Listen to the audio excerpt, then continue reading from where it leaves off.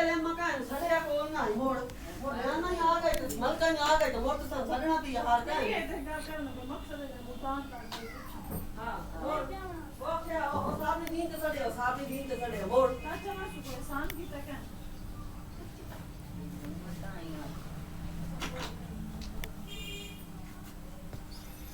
मैं हूं तो खुश होवा तेरा ठरू ही आंदा पिए हां तो बेटे हूं खुश होवा तेरा ठरू आंदा पिए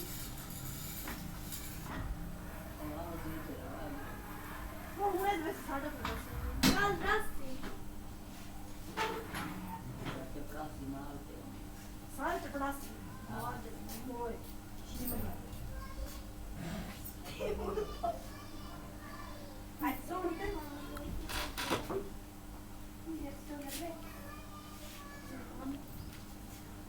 انا فاضل ليه جاوا من قبر باوند اللي لازم تبعثي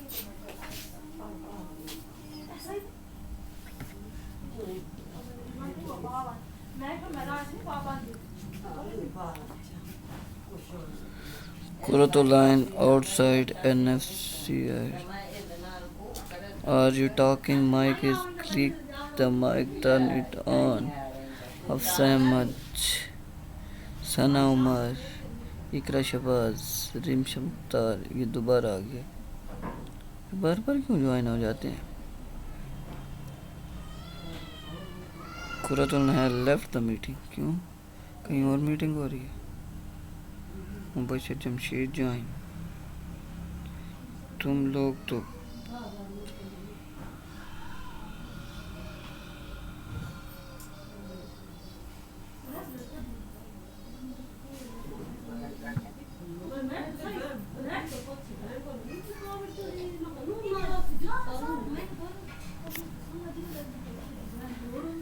शनिया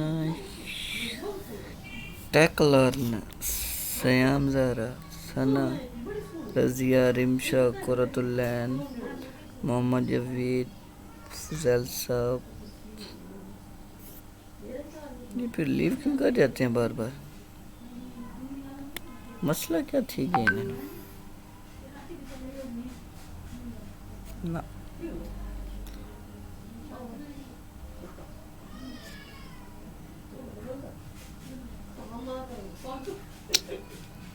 याद आ रही है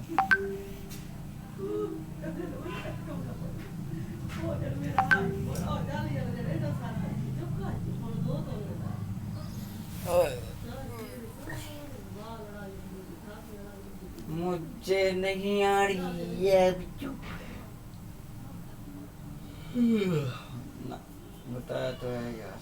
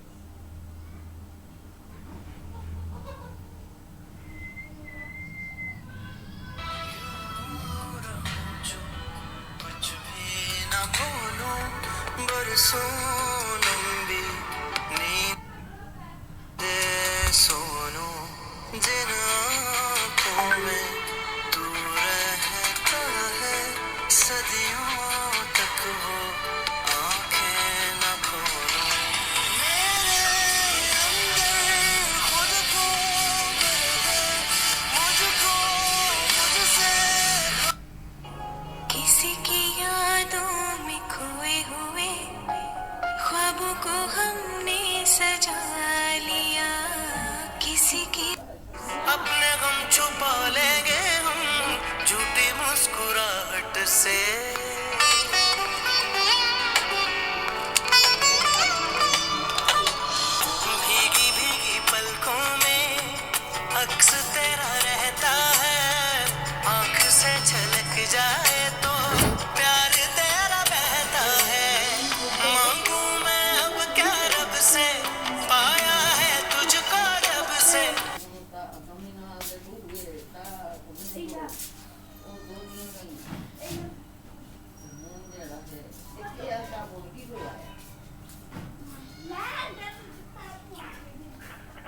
शाहिद साहब हैं जी। Present sir 201। आप ऑफिशियल अकाउंट से क्यों नहीं आ रहे क्लास में? लॉगिन नहीं होता?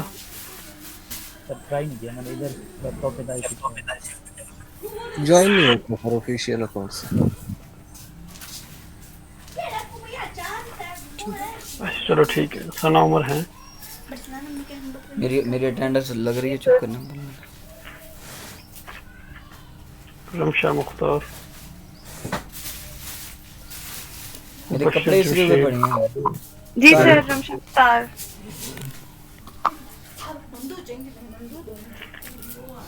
रजिया प्रवीण। जी सर। इकरा शहबाज।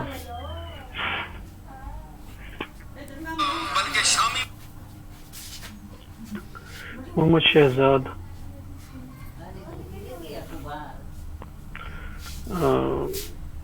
हाफिज एहतशाम। Yes sir.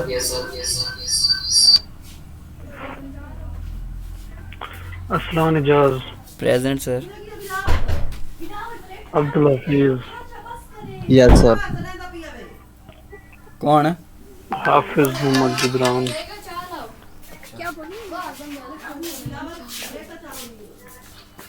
हफ्सा अहमद।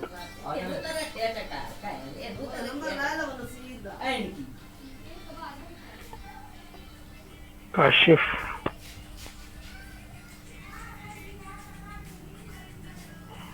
चाहिए दूसरा सेक्शन वाला काशिफ। मुबश्शिर जाहिद। सर इसकी फैमिली में कोरोना केस आ गया तो वो इसलिए इधर भी एक फैमिली में कोरोना केस आ गया तो ये सर वो साथ क्वारंटाइन ये हो गया। हॉस्पिटल लेके गया हुआ है तो इसलिए बिजी है, अदरवाइज वो ऑनलाइन ज्वाइन कर लेता। अच्छा चलो ठीक है। मोहसिन रियाज। Yes sir. के बाद प्रेजेंट। ये कौन मेरे साथ इकरा शहबाज से नहीं? ठीक है। ये ऐसे क्यों बोल रही है जैसे काफी दूर से बोल रही? अस्सलाम वालेकुम सर। सर मुझे आपकी आवाज नहीं आ रही। मेरी आवाज मोहम्मद सबको शहजाद प्रेजेंट है। कम आ रही है या जस्ट इसका इकरा शहबाज का इशू है? सर हफ्ते अहमद भी प्रेजेंट हैं, उनको भी आपकी आवाज नहीं आ रही। और कौन है जी इसको मेरी आवाज क्लियर नहीं आ रही? सर मुझे आवाज आ रही है, मोहम्मद शहजाद बात कर रहा हूँ, मेरी अटेंडेंस लगाओ।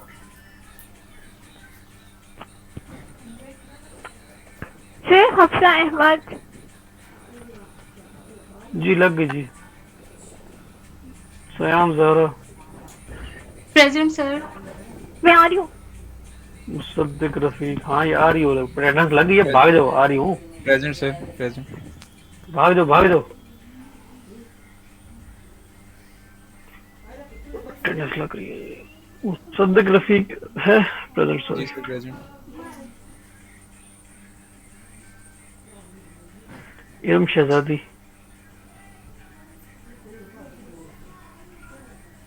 किरण Khaliq. Present sir. Fahad Ali. Present. Ali Abdullah. Present. Javeria Nawaz. Khurram Iqbal. Iram Ghafoor.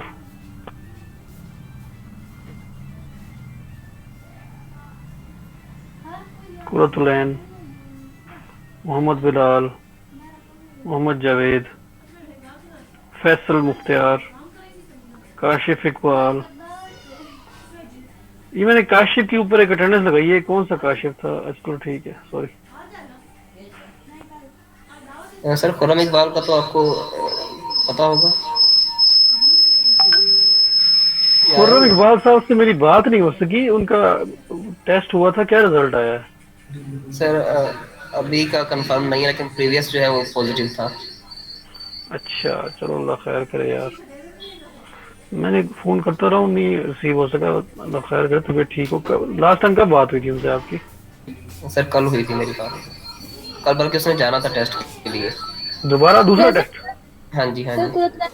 तो हफ्ता तो वेट करना चाहिए उन्हें, कहें चलो ठीक है खैर। सर मेरी आवाज नहीं जा रही थी आपको, कुरतलन प्रेजेंट है। जी कुरुतलन प्रेजेंट है, ठीक है। हसनात सलीम बैठे हैं? जी sir present sir. Sir Mohammad Javed. Okay जी, और कोई? सर मोहम्मद जावेद। जी जवेद सर लगा दिए यार। स्क्रीन शेयर हो रही है सबको?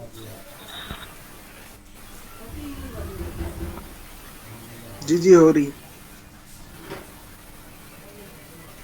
यस सर हो रही है। ठीक है।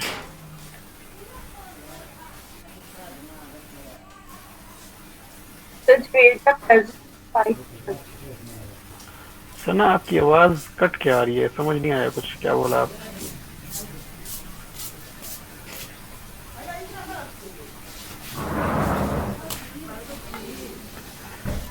रिपीट करना चाहेंगे अपनी बात को या हम पढ़ना शुरू करें? अच्छा जी, मोर्फोलॉजिकल इमेज प्रोसेसिंग, ये लास्ट टाइम हमने थोड़ी सी बात ट्रेनिंग है साड़ी दफो सही बता। आवाज का इशू किस किस के साथ है? पागल इंसान। एक तो इकरा शहबाज क्लियर आ रही है सर। चुप कर। अली अब्दुल्ला साहब को क्लियर आवाज आ रही है, उन्होंने पता नहीं क्या लगाया हुआ अपने पास। सर लगाया आपने हुआ कि आपकी आवाज बड़ी क्लियर चुप कर जा। नहीं मैं वैसे। अच्छा ठीक है। Excuse me sir. जी सर जुवेन वाज प्रेजेंट। तो ये सना उमर को आपने क्या रखा हुआ है, कोई असिस्टेंट रखा हुआ है? नो सर वो एक्चुअली माइक नहीं चल रहा था तो मैं पहले भी बोल रही थी तो वो आपको आवाज नहीं आई। अच्छा चलो ठीक है। वो उधर बेचारी मैसेज भी कर रही है, बोल भी रही है, बोल रहे। ईडम का भी नहीं चल रहा, वो नीचे भी है माइक। वो अगर माइक नहीं चल रहा फिर आपको कैसे बता रही है वो? सर वो ना उसे माइक ऑन करना आ रहा है पहले से, वो नहीं आ रहा। अच्छा ठीक है, मुझे लिस्ट देख लेनी चाहिए। इरम कपूर प्रेजेंट हो गई, जवेरिया नवाज, चलो ये भी प्रेजेंट हो गई। और कोई? ईरम शहजादी। शहजादी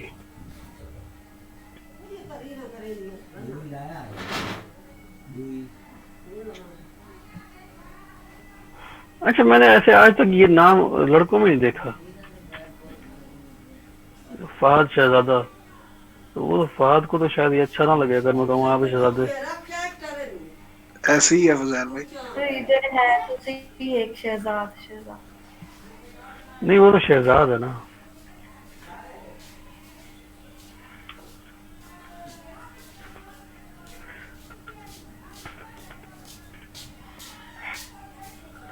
अच्छा जनाब, अब बात करते हैं मॉर्फोलॉजिकल इमेज प्रोसेसिंग पे। पहली स्लाइड मेरे ख्याल डिस्कस हो गई थी। The word for morphology commonly denotes a branch of biology that deals with the form and structure of animals and plants। लेकिन हम क्या कर रहे हैं, इसको यूज कर रहे हैं अपनी इमेज प्रोसेसिंग की टर्म में, टर्मिनोलॉजीज में, for as a tool of extracting image components that are useful in the representation and description of regions, shapes such as boundaries, skeletons। ठीक है, कुछ मॉर्फोलॉजिकल टेक्निक्स हम देखेंगे आज के लेक्चर में कि किस तरह से हम डिफरेंट ऑब्जेक्ट्स में से कुछ चीजें एक्सट्रैक्ट कर लेते हैं। अच्छा, Qurratulain has left the meeting, attendance हो गई है, लोग मीटिंग छोड़ना शुरू हो गए हैं। अच्छा ठीक है। नहीं सर मैंने मीटिंग छोड़ी नहीं थी, वो मुझे काम करना था।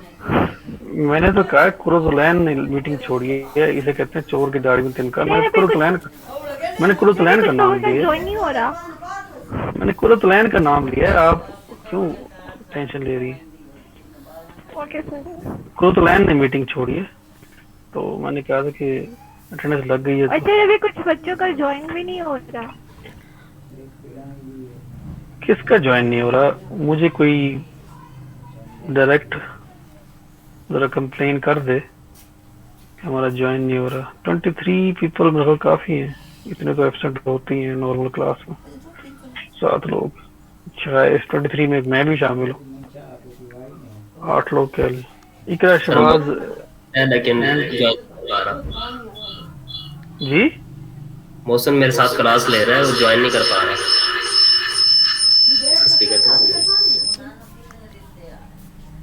तो आप किस जगह बैठे हैं इकट्ठे?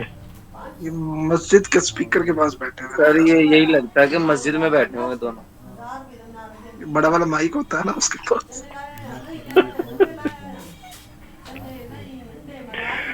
तीन लोग एक साथ बैठे हैं क्लास ले रहे हैं।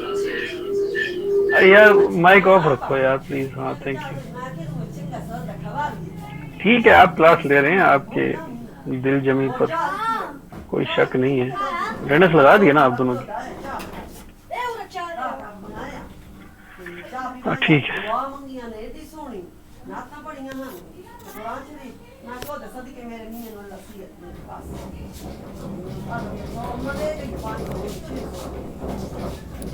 कहाँ से प्रेजेंट होती है?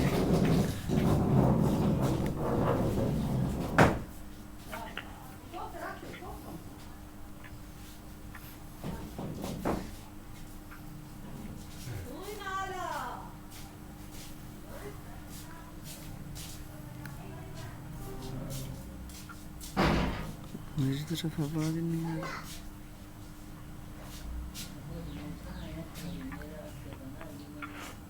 अच्छा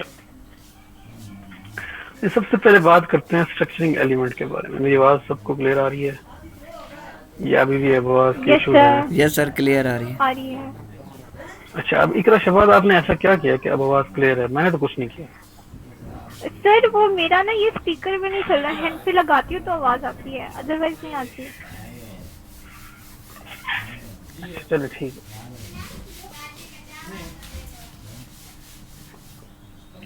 स्ट्रक्चरिंग एलिमेंट के बारे में मैंने लास्ट टाइम बताया था कुछ, या इसको जीरो से स्टार्ट करें?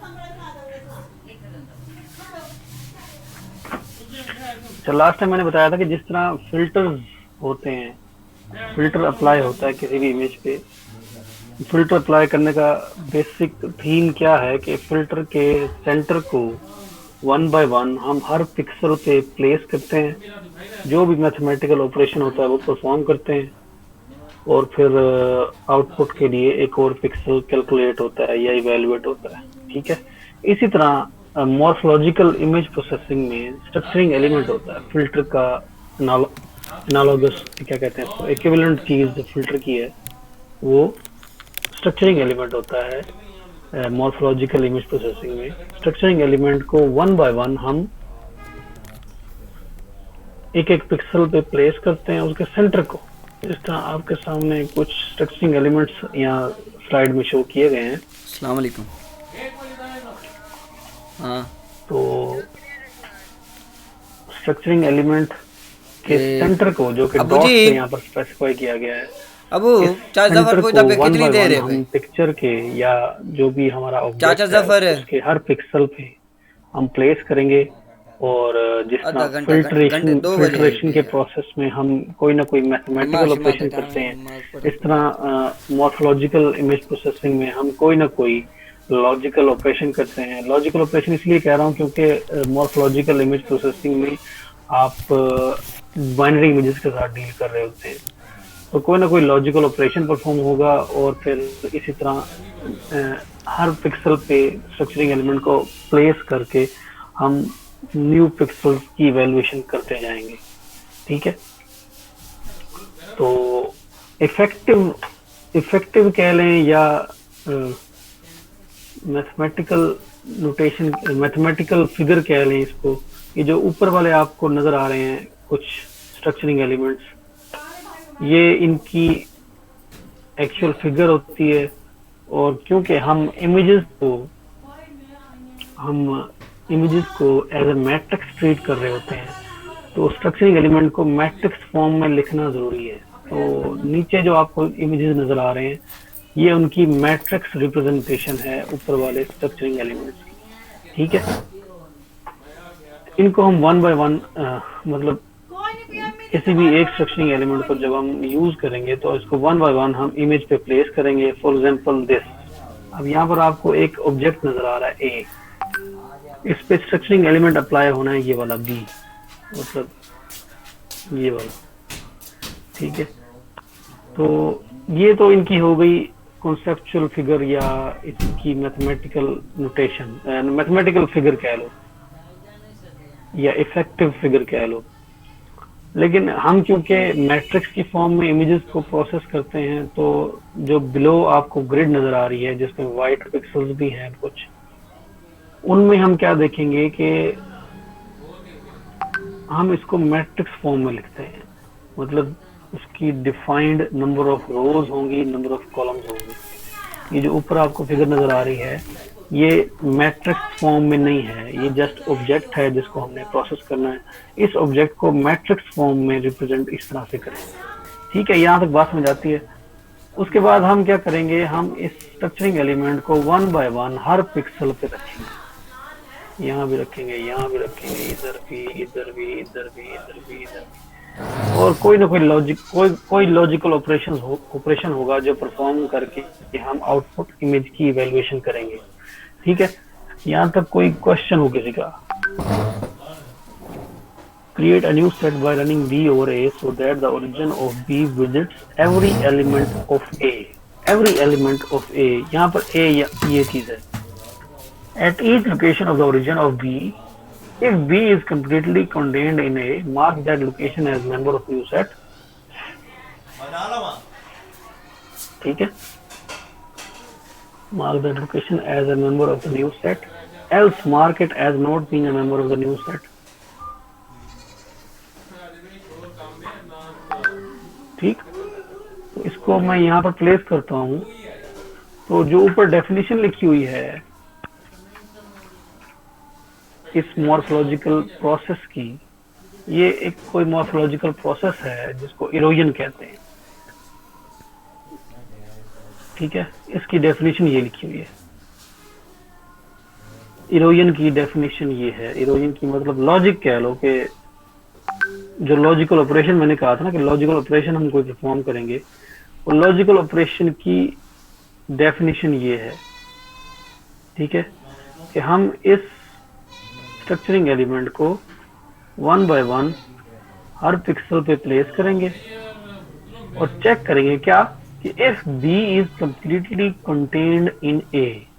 अब राइट नाउ इस सिचुएशन में B जो है स्ट्रक्चरिंग एलिमेंट हमारा, ये जिसको मैं पकड़ के मूव कर रहा हूँ, ये स्ट्रक्चरिंग एलिमेंट है।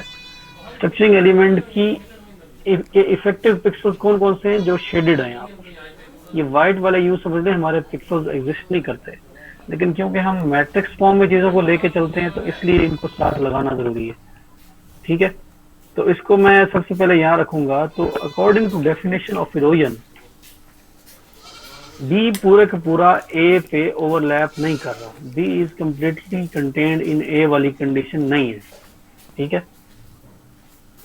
तो B का एक पिक्सल भी ओवरलैप नहीं हो रहा ऑब्जेक्ट A पर, ठीक है। ये बात किसी को समझ ना आई हो। सुलैन और इकरा शहबाज, इनके हैंड रेज हैं, इनको कहीं हैंड डाउन कर लें कोई, अगर मेरी आवाज पहुंच रही है इनको। प्रेजेंट है यार, ठीक है। अच्छा, यहाँ तक कोई क्वेश्चन है तो पूछे, नहीं है क्वेश्चन तो फिर इस तरह हम इस स्ट्रक्चरिंग एलिमेंट को मूव करते जाएंगे। अब मैंने दूसरे पिक्सल पे रख दिया इसको। नाउ इन दिस सिचुएशन एक पिक्सल ऐसा है B का, स्ट्रक्चरिंग एलिमेंट B का एक पिक्सल ऐसा है जो A पर ओवरलैप कर रहा है, बट नॉट कंप्लीटली ओवरलैपिंग या completely contained in A, ठीक है। In this situation, B is overlapping through only one pixel. हमने वो कंडीशन फाइंड करनी है जिसमें B is completely overlapping A। इस सिचुएशन में भी B सिर्फ एक पिक्सल ओवरलैप कर रहा है, इस सिचुएशन में भी B सिर्फ एक पिक्सल ओवरलैप कर रहा है, इस सिचुएशन में भी। इसी तरह हम हर पिक्सल पे देखेंगे, इस पिक्सल को देखो तो इसमें भी ये कंप्लीटली ओवरलैप नहीं कर रहा, इसमें देखें तो इसमें भी कंप्लीटली ओवरलैप नहीं कर रहा, इसमें भी नहीं, इस कंडीशन में भी नहीं। इस कंडीशन में भी कंप्लीट ओवरलैप नहीं कर रहा। अगर हम देखते हैं इस कंडीशन में, ये जो आपके सामने सिचुएशन है, इस सिचुएशन में स्ट्रक्चरिंग एलिमेंट बी पूरे का पूरा ओवरलैप कर रहा है ऑब्जेक्ट ए को। ठीक है, ये बात समझ आती है। ये पहला पिक्सल है ऐसा जो पूरे का पूरा इस कंडीशन को सेटिस्फाई कर रहा है। कोई ना होवे गीता है कबू ना गीता। तो ये वाला पिक्सल हमारे आउटपुट का पार्ट होगा जिसके ऊपर सेंटर हमने रखा है स्ट्रक्चरिंग एलिमेंट का। तो वो स्ट्रक्चरिंग एलिमेंट पूरे का पूरा ए के साथ ओवरलैप किया है, इसलिए ये वो पहला पिक्सल होगा जो कि आउटपुट का पार्ट होगा। ठीक है, इसी तरह इसके साथ वाला पिक्सल भी ऐसे ही है, इसके साथ वाला पिक्सल भी ऐसे ही है। लेकिन अगर हम इससे एक स्टेप आगे जाते हैं तो अब हमारा स्ट्रक्चरिंग एलिमेंट का एक पिक्सल ऐसा है जो कि ए के ऊपर कंटेन नहीं कर रहा। Now in this situation B is not completely contained inside A। ये बात किसी को समझ ना आई हो? आ गई, सब कुछ समझ आ गई। कपड़े बड़े सोने इस तरीके रहंदा या हां छोड़ो या जी सर, आ गई समझ। ठीक है, ओए हुन बड़ा ये सोन इसी तरह ये वाला पिक्सल भी ऐसा है जिसमें बी पूरा का पूरा ए में कंटेन नहीं कर रहा, इसलिए ये वाला पिक्सल उड़ जाएगा आउटपुट। इस वक्त हमारा स्ट्रक्चरिंग एलिमेंट का सेंटर जहां पर पड़ा है वो आउटपुट में से उड़ जाएगा पिक्सल। ठीक है ना, ये वाला भी, ये वाला भी, ये भी, ये भी और ये आउटपुट का पार्ट रहेगा। तो इन द एंड हमारे पास ये चीज बच जाएगी, ये जो आपके सामने राइट साइड पे है। ये किसी को समझ नहीं आई तो पूछो मुझसे, फिर अगली बात करें। B is completely contained in A means that A and B are completely overlapping। ये बात मैंने बता दी अभी। क्लियर है सर। राइट साइड पे जो आपको इमेज नजर आ रहा है ये इरोजन का रिजल्ट है। Eroded image is the result. ठीक है,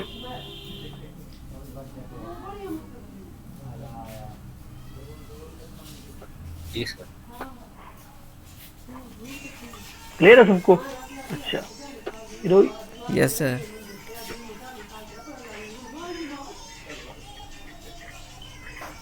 अच्छा, we begin the discussion of morphology by studying two operations। Erosion हमने पढ़ लिया, डायलेशन इसका उलट प्रोसेस है, इसको हम देखते हैं अभी कि ये क्या करता है। These operations are fundamental to morphological processing। मतलब जितनी भी मॉर्फोलॉजिकल इमेज प्रोसेसिंग पढ़ी जाती है, मतलब जो भी अप्लाई की जाती है, उसके ये फंडामेंटल ऑपरेशंस हैं, इरोजन एंड डायलेशन। ठीक है, In fact, many of the morphological algorithms discussed in the chapter are based on these two primitive operations। Primitive operations के बारे में थोड़ा सा आइडिया होगा आपको कि ये कौन से ऑपरेशंस होते हैं जो जिनको मिलाकर जिनके डिफरेंट कॉम्बिनेशंस को लेकर आप और बहुत सारे ऑपरेशंस परफॉर्म कर सकते हैं। ठीक है, जिस तरह वो कहते हैं डिजिटल लॉजिक डिजाइन एक सब्जेक्ट पढ़ाया जाता है, आप सबने पढ़ा होगा कंप्यूटर साइंस में। उसमें एंड और नॉट 3 बेसिक गेट्स होते हैं, उनको लेकर पता नहीं कितने कुछ। सर हम इनको प्री डिफाइंड कह सकते हैं, प्री डिफाइंड इनको कह सकते हैं। प्री डिफाइंड मतलब कि बिल्ट इन जिस तरह होते हैं ना, primitive non primitive built in होते हैं ना उसमें कुछ चीजें। नहीं, बिल्ट इन का मतलब तो ये होता है कि जिनको हमें डेवलप नहीं करना पड़ता मजीद। ये तो ऑपरेशंस है ना, कुछ ऑपरेशन और नॉट भी तो ऐसे ही है, उनकी वर्किंग या उनका जो डबल जॉब का वो भी तो पहले से ही डिफाइंड है ना, तो हम खुद करते हैं, हम तो उनको यूज करते हैं, उनसे उनको यूज करके फर्दर हम न्यू प्रोसेसिंग जो भी होती है सेलेक्ट करते हैं। तो बिल्ट इन का कॉन्सेप्ट कुछ डिफरेंट है, उसको प्रिमिटिव कह सकते हैं। प्रिमिटिव क्या है कि जिसको लेकर हम और बहुत कुछ बना लेते हैं। बिल्ट इन ये होता है कि फॉर एग्जांपल जिस तरह मैटलैब में अब ये इम फिल्टर का फंक्शन बिल्ट इन है पड़ा, उसको मैं प्रिमिटिव तो नहीं कह सकता ना। निमाज होलवे क्लियर है सर। ते निमाज होलवे मोड। हां मैं तो मैसेज कर ठीक है। अच्छा ठीक है, इरोजन की बात, these operations are fundamental to morphological processing, ये बात हो गई। ये इरोजन की आपके सामने एक और एग्जांपल है कि एक ऑब्जेक्ट है डी बाई डी का एक ऑब्जेक्ट है जिसमें एक दूसरा बी जो है यहाँ पर गिवन है आपको, क्या कहते हैं इसको, सारी इसे कमरे स्ट्रक्चरिंग एलिमेंट क्लास है मेरी, ठीक है।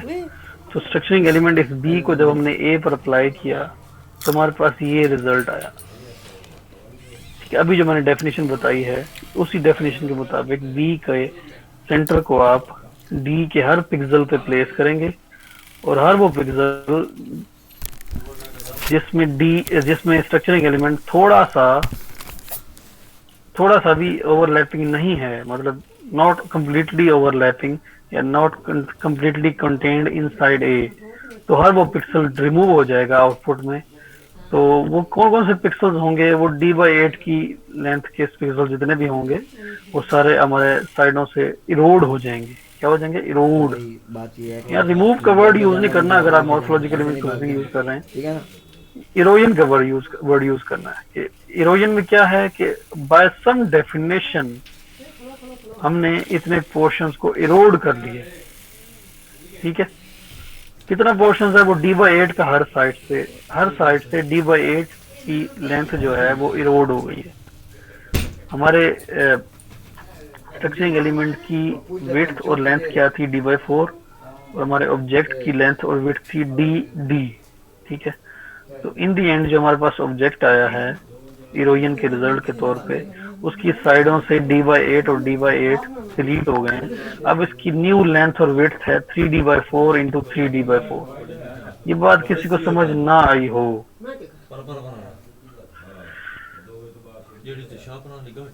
सर ये जेनेरिक है, जेनेरिक मतलब डी जो है बारे में तो नहीं पता। हाँ जेनेरिक है, जेनेरिक केस ले रहे हैं, ठीक।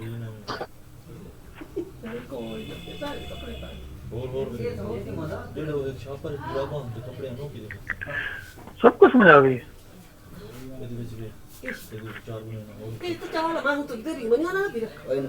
कपड़े पहन के तो जा रखे सर रिकॉर्डिंग हो रही है? कोई रिकॉर्डिंग नहीं है मेरे पास। ये रिकॉर्ड यहाँ से नहीं होता लेक्चर? मुझे तो करना नहीं आता, आप कुछ कर सकते हैं तो कर लें। सर मैं रिकॉर्ड कर रहा हूँ सर जी, मैं रिकॉर्डिंग कर रहा हूँ यार। चलो माशाल्लाह, अरसलान सब कर रहे हैं रिकॉर्डिंग। चलो ठीक। अरसलान को भाई मेरा जो यूट्यूब चैनल है उसका मैं वो बना दूंगा, क्या कहते हैं इसका। जी सर मेरा यूट्यूब चैनल है सर। जी सर मेरा चैनल है यूट्यूब का। अरसलान भाई सर अपने चैनल की बात कर रहे हैं। यार मेरे चैनल का मुझे कोई वो नहीं है, बस लिंक मुझे शेयर कर देना, फिर मैं भी ग्रुप में शेयर कर दूंगा। Okay sir. मुझे कोई लालच नहीं है, मेरा चैनल ऐसा नहीं है कि मुझे पैसे दिलाएगा वो। उसको पता कितने 4000 घंटे पूरे करने होते हैं, मुझसे नहीं होते पूरे वो। सर सेम ऐसी कंडीशन है। 1000 सब्सक्राइबर होते हैं और 4000 आवर्स होते हैं। हाँ जी वॉच आवर्स होते हैं, वो मेरे 100 नहीं हुए आज तक। 4000 कहाँ होंगे? आप मेहनत करें हो जाएंगे यार। मेहनत करने की एक ना उम्र होती है। माशाल्लाह यंग हैं आप। सर बूढ़े हो गए।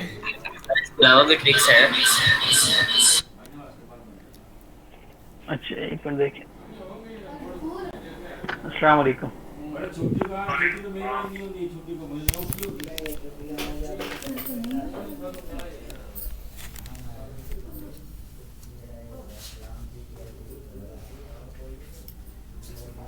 अरसान भाई।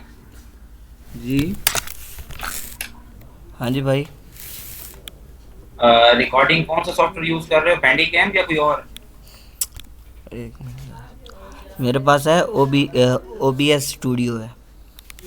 अच्छा OBS स्टूडियो है, चलो ठीक है।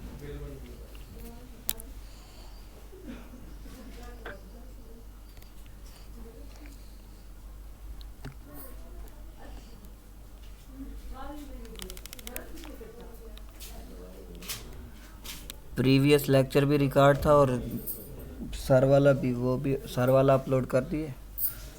ये आज अपलोड करके लिंक शेयर कर दूँ। चलो ठीक है।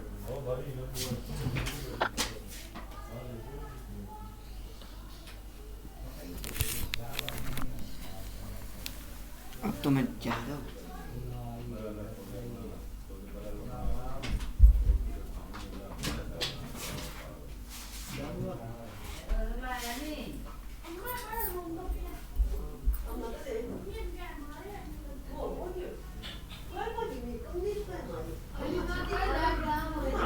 अच्छा भाई सही, अरसलान से नहीं, उसके अरसलान कह रहा हूँ, तो खुर्रम से मेरी बात हो रही थी। आप सब भी जरा खुर्रम भाई के लिए दुआ करें, खुर्रम भाई को अल्लाह ताला सेहत, जल्दी से सेहत दें, और रिकवरी तो शुरू हो गई है उनकी।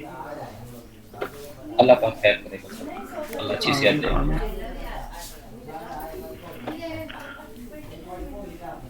अच्छा खैर, बात हो रही थी इसकी हीरोइन की।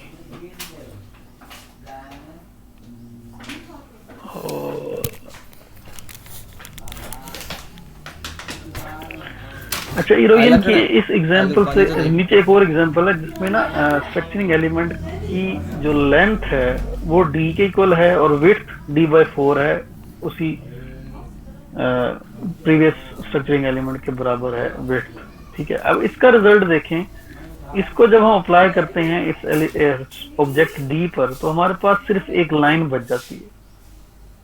ये एक वो लाइन है जिसपे मतलब हमारा structuring element completely object A में कंटेन कर रहा होता है, इस एक लाइन पे। जब स्ट्रक्चरिंग एलिमेंट का साइज था d/4 × d/4, तो हमारे पास रिजल्ट में ये फिगर आई है जिसकी विड्थ और लेंथ है 3d/4।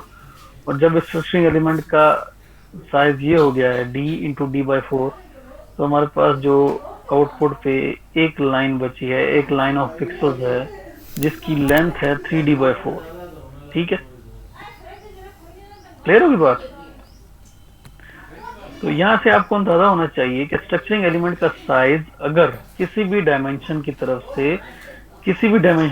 से वो ऑब्जेक्ट के इक्वल हो जाता है, तो हमारे पास आउटपुट पे एक लाइन आएगी। ठीक है, अगर स्ट्रक्चरिंग एलिमेंट का साइज ऑब्जेक्ट से छोटा है तो हमारे पास कोई ना कोई इरोजन आएगी रिजल्ट में, मतलब ऑब्जेक्ट तो आएगा कोई ना कोई, लेकिन साइडों से कुछ ना कुछ एरिया उसका इरोड होके मिलेगा हमें। ठीक है, अगर स्ट्रक्चरिंग एलिमेंट का साइज ऑब्जेक्ट के बराबर है इन सम डायमेंशन, तो हमें आउटपुट पे एक लाइन मिलनी चाहिए। ठीक है, अगर स्ट्रक्चरिंग एलिमेंट का साइज हमारे ऑब्जेक्ट से भी बड़ा है, तो कंप्लीटली हमारा जो ऑब्जेक्ट है वो चुप करे। हाँ ठीक है, क्योंकि वो कंप्लीटली कंटेन कभी नहीं करेगा स्ट्रक्चरिंग एलिमेंट हमारे ऑब्जेक्ट में, क्योंकि उसकी लेंथ उससे बड़ी हो जाएगी। ठीक है, एग्जांपल यहाँ पर है। अब ये जो फर्स्ट आपको ऑब्जेक्ट नजर आ रहा है, इसमें कुछ बारीक लाइनें भी हैं, कुछ मोटी लाइनें भी हैं, कुछ इसमें ऑब्जेक्ट ऐसे भी हैं जिनकी विड्थ जो है इन लाइनों से मोटी है। क्लास ले ले। तो आप फर्स्ट जरा इस राइट साइड पे जो इमेज है, इस एग्जांपल को देखें। इसमें इस पे अप्लाई हुआ है 11/11 का एक स्ट्रक्चरिंग एलिमेंट। कौन सा structuring? Using erosion to remove image components, 486 × 486 binary image of right wire bond mask, square structuring element. इसमें स्क्वायर स्ट्रक्चरिंग एलिमेंट यूज हुआ है। स्क्वायर स्ट्रक्चरिंग एलिमेंट क्या होता है? स्ट्रक्चरिंग एलिमेंट के डिफरेंट शेप। फॉर एग्जांपल मैंने पहली स्लाइड में रिकॉर्डिंग हो रही है, देखें यहाँ पर आपको एक स्क्वायर स्ट्रक्चरिंग एलिमेंट नजर आ रहा है, एक डायमंड शेप नजर आ रहा है, एक लाइन शेप का है, ये बड़ी डायमंड शेप है। ठीक है, तो डिफरेंट शेप के स्ट्रक्चरिंग एलिमेंट हो सकते हैं। तो यहाँ पर स्क्वायर स्ट्रक्चरिंग एलिमेंट यूज हुआ है। ठीक है, तो जब 11/11 का स्ट्रक्चरिंग एलिमेंट यूज हुआ है, तो हमारे पास आउटपुट पे ये शेप आई है। ठीक है, अगर हम 15/15 का स्ट्रक्चरिंग एलिमेंट यूज कर रहे हैं, तो ये जो लाइन थी जो कंपैरेटिवली थिक थी, वो यहाँ पर रिमूव हो चुकी है। और अगर आप गौर करें तो ये जो लाइंस आपको साइडों से नजर आ रही हैं, ये भी रिमूव होती है, रिमूव कह रहा हूँ, इनका साइज भी छोटा हो गया है। अगर हम स्ट्रक्चरिंग एलिमेंट का साइज 45 और 45 कर रहे हैं, तो आप देख सकते हैं कि ये साइडों वाली लाइंस भी खत्म हो गई हैं। ठीक है, तो स्ट्रक्चरिंग एलिमेंट का साइज जैसे जैसे बढ़ेगा, चीजों की इरोजन और ज्यादा बढ़ती जाएगी। ठीक है, ये बात क्लियर हुई है कि नहीं? क्लियर है सर। ठीक है। अच्छा, उसके बाद आते हैं डायलेशन की तरफ। डायलेशन इरोजन का ऑपोजिट है, कंप्लीट ऑपोजिट नहीं कह सकते लेकिन चलो ऑपोजिट कह सकते हैं। Reverse process of erosion. अच्छा, इरोजन में याद रखिएगा ये जो साइन है ये यूज होता है, मतलब एक नेगेटिव साइन है उसको एनसर्कल किया जाता है, इसको इरोजन से डिनोट कर, इरोजन का साइन इसे कहते हैं। ठीक है, तो मतलब मॉर्फोलॉजिकल इमेज प्रोसेसिंग की बात हो रही हो तो अगर आपको ये साइन नजर आता है that means it is erosion. ठीक है, जैसे डायलेशन में इसका उलट है, प्लस साइन होता है। ठीक है, रिवर्स प्रोसेस ऑफ इरोजन। इसमें क्या करना होता है, हमने जिस तरह यहाँ हमने पढ़ा था, इरोजन में हम क्या करते हैं कि स्ट्रक्चरिंग एलिमेंट को हर पिक्सल पे प्लेस करते हैं। अगर कंप्लीटली कंटेन कर रहा होता है, अब गौर से सुनने मेरी बात, अगर कंप्लीटली कंटेन कर रहा होता है तो आउटपुट पे वो पिक्सल हमारा शामिल हो जाता है हमारे नए ऑब्जेक्ट में। अगर कंप्लीटली कंटेन नहीं कर रहा तो उस एलिमेंट को, उस पिक्सल को रिमूव कर देते हैं। डायलेशन में यह होता है कि हम हर पिक्सल पे 1 बाय 1 अपना स्ट्रक्चरिंग एलिमेंट प्लेस करते हैं। अगर हमारा एक पिक्सल भी ओवरलैप कर रहा है, ये बात गौर से सुनिएगा, डायलेशन में क्या कर रहे होते हैं हम कि हम 1 बाय 1 अपने स्ट्रक्चरिंग एलिमेंट को अपने इमेज के हर पिक्सल पे ट्रैवर्स करते हैं। अगर एक भी पिक्सल, हमारे स्ट्रक्चरिंग एलिमेंट का एक भी पिक्सल ऑब्जेक्ट पे ओवरलैप कर रहा है तो हम आउटपुट पे उस पिक्सल को अपने इमेज का पार्ट बना लेते हैं जहां पर हमारे स्ट्रक्चरिंग एलिमेंट का सेंटर प्लेस्ड हुआ होता है। ठीक है, तो इस तरह ये वाला पिक्सल भी हमारे आउटपुट का पार्ट होगा, ये वाला पिक्सल भी हमारे आउटपुट का पार्ट होगा, ये वाला पिक्सल भी। ठीक है,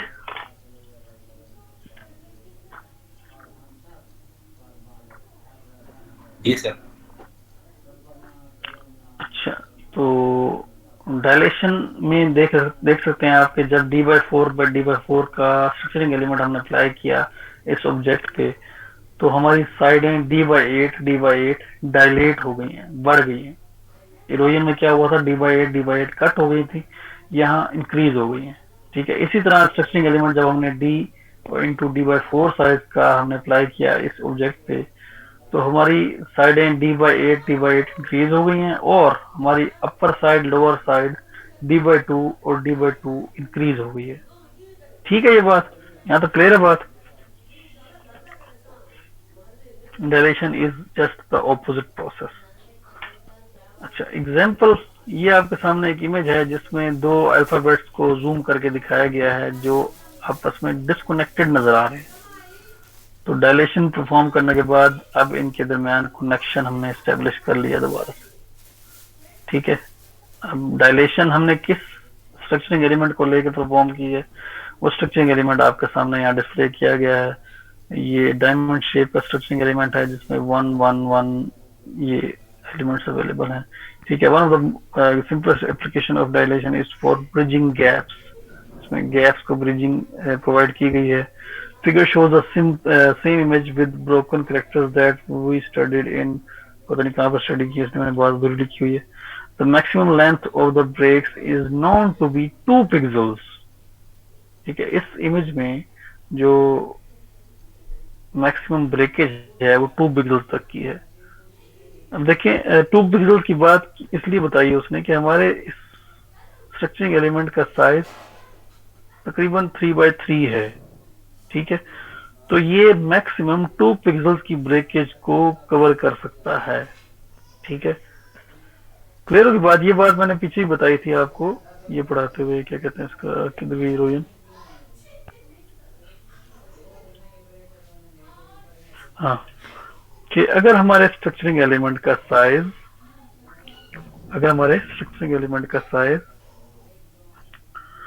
किसी भी डायमेंशन से हमारे ऑब्जेक्ट के इक्वल है तो हमें आउटपुट पे सिर्फ एक लाइन मिलेगी। अगर हमारे स्ट्रक्चरिंग एलिमेंट का साइज हमारे ऑब्जेक्ट से बढ़ जाता है तो आउटपुट पे हमें एक लाइन भी नहीं मिलेगी, पूरा ऑब्जेक्ट पूरे का पूरा वैनिश हो जाएगा।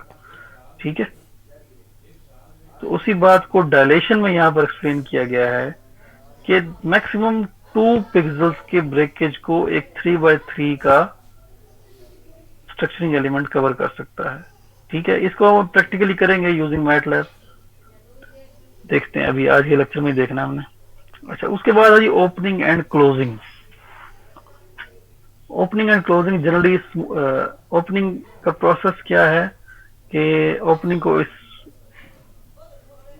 ओ से हम स्पेसिफाई करते हैं और क्लोजिंग को फील्ड सर्कल कह लो इसे, या एक डिस्क कह लें आप, इससे हम स्पेसिफाई करते हैं। ओपनिंग में पहला प्रोसेस, फर्स्ट प्रोसेस क्या होता है? Erosion and then performing dilation on the result. ठीक है, क्लोजिंग में क्या होता है कि पहले आप डायलेशन करते हैं, फिर इरोजन करते हैं, जो रिजल्ट निकलता है उस पर इरोजन परफॉर्म करते हैं। ठीक है, तो आपके सामने ओपनिंग का एक रिजल्ट ये है, इसी तरह ये क्लोजिंग कह लें। ये ओपनिंग का रिजल्ट इस फिगर पे अगर हम ओपनिंग परफॉर्म करते हैं यूजिंग दिस डिस्क, तो ये चीज आपके सामने आई। अगर इसी पे हम क्लोजिंग अप्लाई करते हैं तो ये चीज आपके सामने आ गई। ठीक है, इसी तरह अब इस फिगर को देखें, ये आपकी बुक से ली गई इमेज है।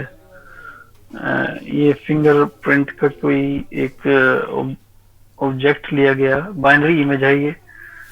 इसकी सबसे पहले प्रोसेस, सबसे पहले स्टेप में इसकी इरोजन परफॉर्म की गई using this structuring element. Using this structuring element जब हम इस पे इरोजन अप्लाई करते हैं तो हमारी नॉइज जो है इस इमेज में, वो नॉइज काफी हद तक रिमूव हो गई है। ठीक है, नॉइज रिमूव करके हम इस पे दोबारा से डायलेशन परफॉर्म करते हैं। ठीक है, डायलेशन परफॉर्म करने से वो नॉइज वापस नहीं आ जाएगी। ठीक है, ऐसा नहीं है कि इरोजन करके डायलेशन दोबारा करेंगे तो ओरिजिनल इमेज हमें वापस मिल जाएगा, नहीं। जो नॉइज हमने खत्म कर ली है वो नॉइज खत्म ही रहेगी आउटपुट इमेज में। ये आपका गिवन इमेज था, इस पे हमने इरोजन अप्लाई की, इरोजन अप्लाई करने के बाद इस पे डायरेक्शन अप्लाई की। अब इस रिजल्ट में जो चीज आई है हमारे पास, इसमें नॉइज खत्म हो चुका है। ठीक है, अच्छा, उसके बाद ये इमेज कौन सा है? इस पे लिखा हुआ है यहाँ पर डायलेशन ऑफ द ओपनिंग।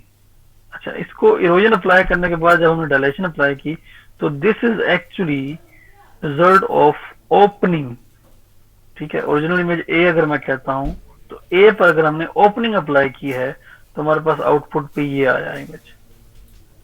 ठीक है, अब ई में क्या चीज है? डायलेशन अप्लाई की है हमने इस ओपनिंग के रिजल्ट पे। ठीक है, तो इसके ऊपर जब हम फर्दर अप्लाई करते हैं क्लोजिंग, मतलब क्लोजिंग में हम सबसे पहले डायलेशन, क्लोजिंग में फर्स्ट स्टेप होता है डायलेशन, फिर इरोजन। ठीक है ना, क्लोजिंग में क्या होता है? फर्स्ट स्टेप क्या होता है? Dilation and then erosion. तो हमने जब इस इमेज पे इरोजन अप्लाई की और देन डायलेशन, सॉरी, पर इस पे हमने डायलेशन अप्लाई की इस इमेज पे, तो डायलेशन अप्लाई करने के बाद जब हमने इरोजन अप्लाई की तो एक्चुअली हम इस इमेज पे क्लोजिंग अप्लाई कर रहे हैं। ठीक है, क्लोजिंग ऑफ द ओपनिंग। तो ओरिजिनल इमेज हमें गिवन था इस फॉर्म में, उसमें नॉइज थी, तो इन द एंड हमने जो चीज फाइंड आउट कर ली वो ये इमेज है जिसमें नॉइज भी नहीं है और उसका पैटर्न भी काफी रिकग्नाइजेबल है। ठीक है, तो इस तरह different combinations of morphological operations perform करके हम अपने बाइनरी इमेजेस को रिफाइन कर लेते हैं। ठीक है, अच्छा, उसके बाद आती है द हिट और मिस ट्रांसफॉर्मेशन। यहां तक कोई क्वेश्चन हो किसी का? क्यों कर रहे हैं, कैसे कर रहे हैं? क्लियर है सर? हाँ, एक ही बंदे को क्लियर है, बाकी सोए पड़े हो।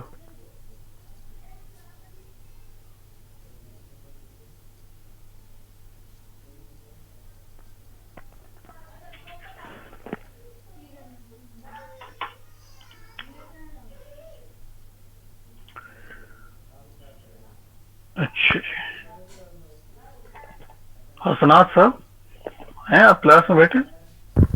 जी सर अवेलेबल। अच्छा यार थोड़ा सा रिवाइज करा देंगे हमें, क्या किया उन्होंने?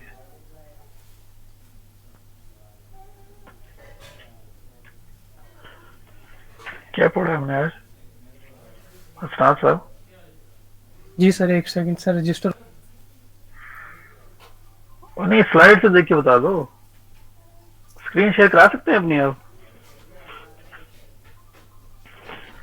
जी सर करवा सकता। स्क्रीन शेयर करा के बता दें। स्लाइड खोल लें, स्लाइड भेजी हुई है ना आपको?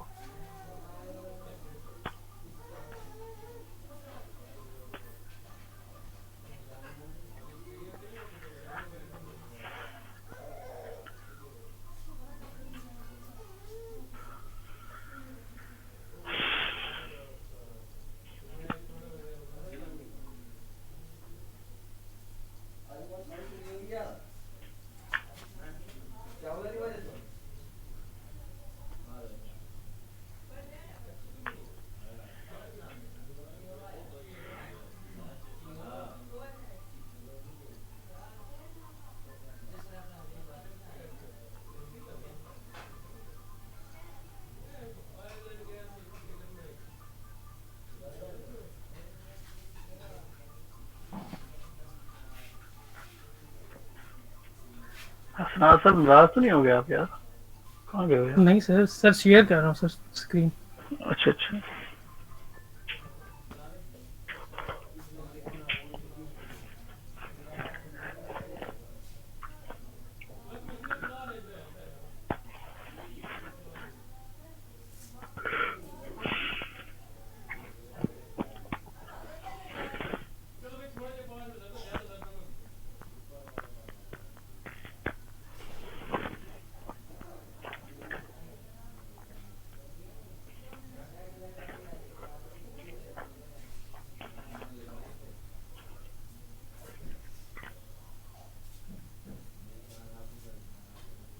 सर हुई है शेयर? जब मेरे पास तो कोई नहीं, किसी और के पास शायद आ रही हो। नो सर मेरे पास भी नहीं आ रही।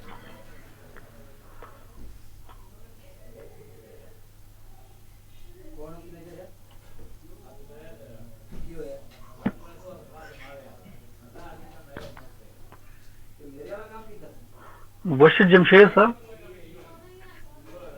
बैठे, आप स्क्रीन शेयर करा दें। मुबशिर जमशेद साहब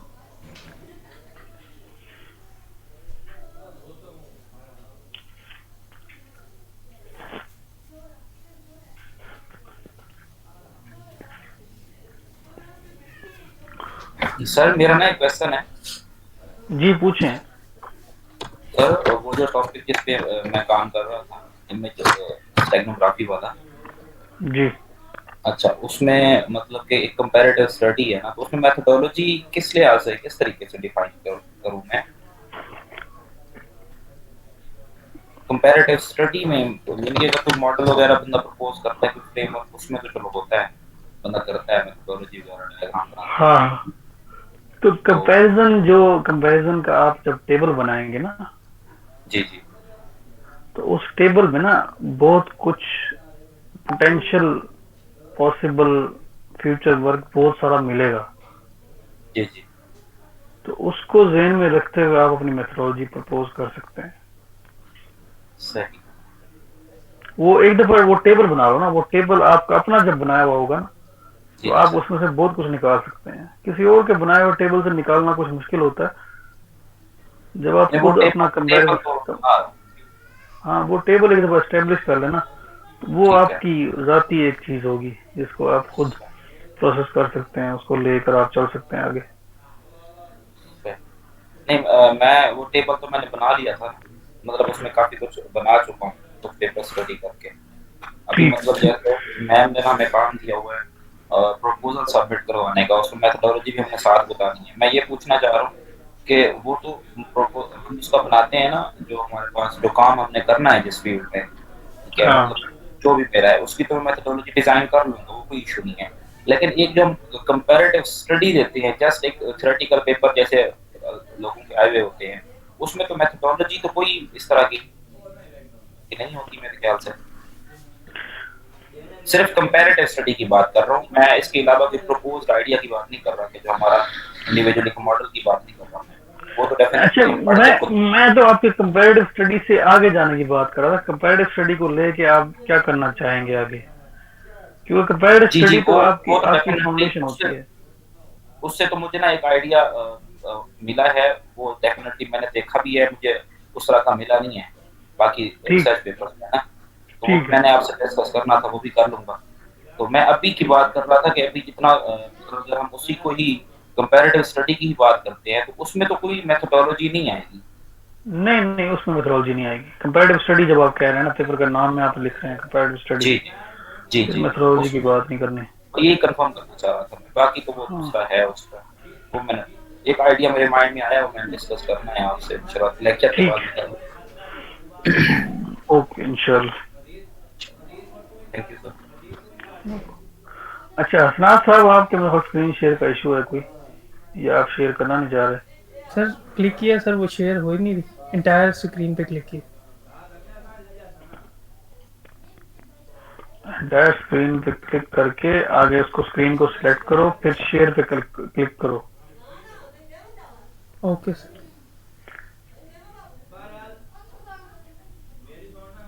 और स्क्रीन एक सिलेक्ट करेंगे ना आप, एक ही स्क्रीन होगी उधर। लैपटॉप है ना? जी सर लैपटॉप है। हाँ, आगे एक विंडो बनी होगी, उस विंडो पे क्लिक करोगे, फिर शेयर का बटन ब्लू हो जाएगा, उस पर क्लिक करोगे तो शेयरिंग शुरू हो जाएगी।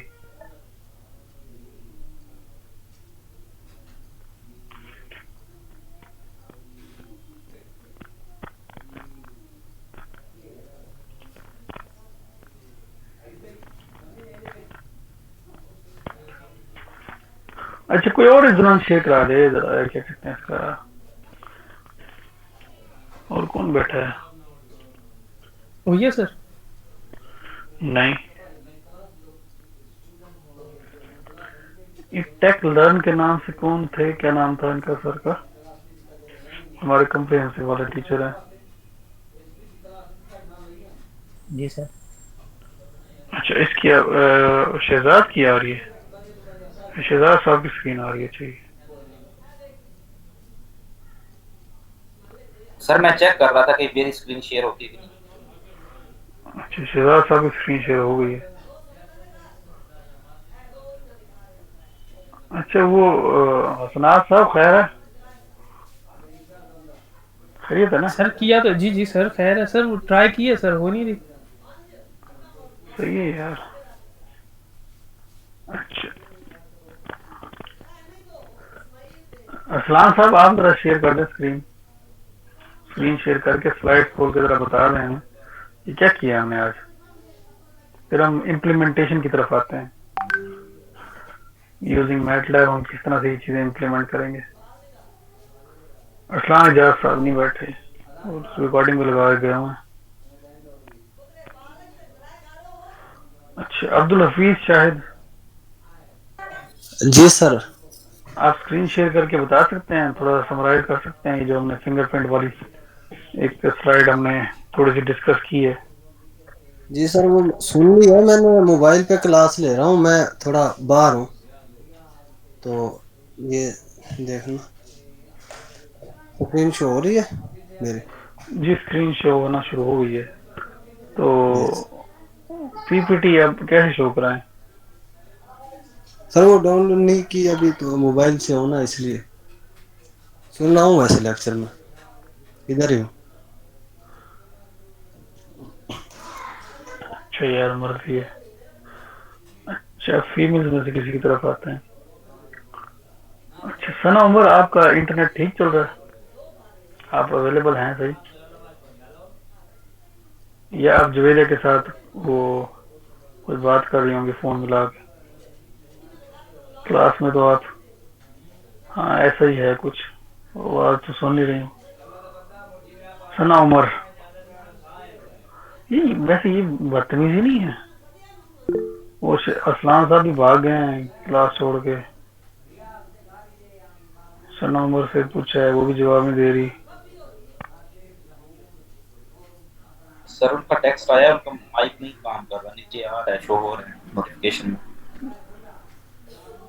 सर मेरी माइक वर्क नहीं कर रहा, मैं बोल रही हूँ। अभी तो माइक वर्क कर रहा था, आप अटेंडेंस भी लगवा रही थी। अब मैंने कहा जरा चीजें बता दें जो क्लास में पढ़ रहे हैं, तो आपके माइक खराब हो गए हैं। चलो खैर, फैसल मुख्तियार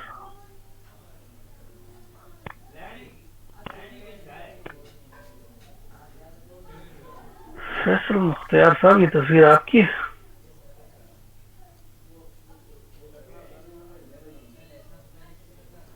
जी सर, ये इसी की है, ये इसका बचपन है।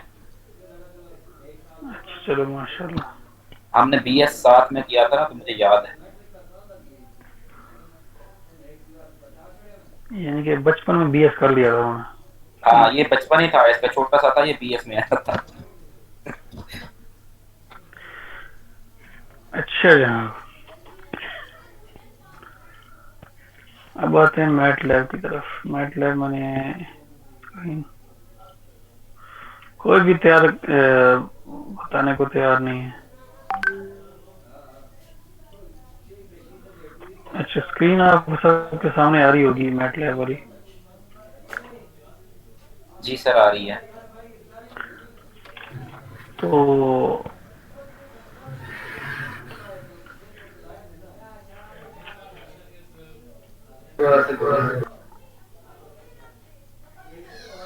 न्यू कर लेते हैं।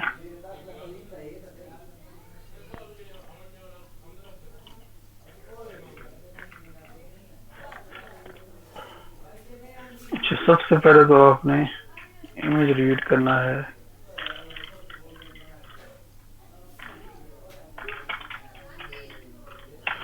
ऐसा इमेज जो कि ब्लैक एंड व्हाइट इमेज हो या बाइनरी इमेज हो। फॉर एग्जांपल हम रीड करते हैं सर्कल्स डॉट png। ठीक है, सर्कल्स डॉट png। ठीक है जी, इस पे हम अप्लाई करना चाहते हैं इरोजन फॉर एग्जांपल।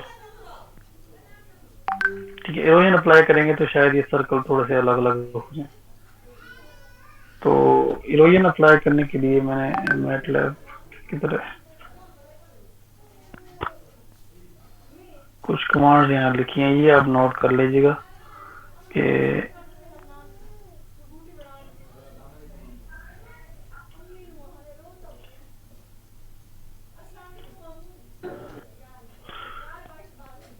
ये कुछ कमांड्स हैं। अरसलान साहब